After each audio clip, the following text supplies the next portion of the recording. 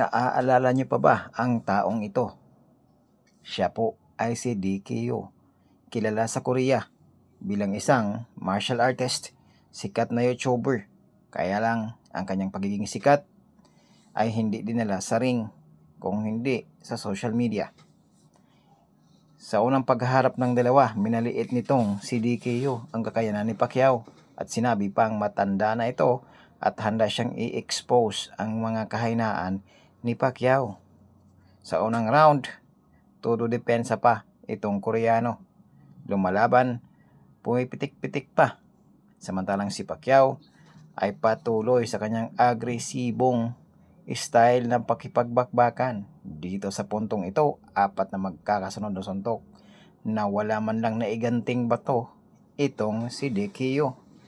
At patuloy pa rin sa pananalasa itong si Pacquiao habang umiiwas na ito at makikita mong medyo wobbly ang kanyang mga hita. Pero wag ka, dahil lumalaban itong Koreano, hindi ito basta-bastang magpapatalo na lamang. Dahil sa simula pa nga lamang, sinasabi na nito na kanyang aalamin at i-expose sa public ang kahinaan nitong si Pacquiao.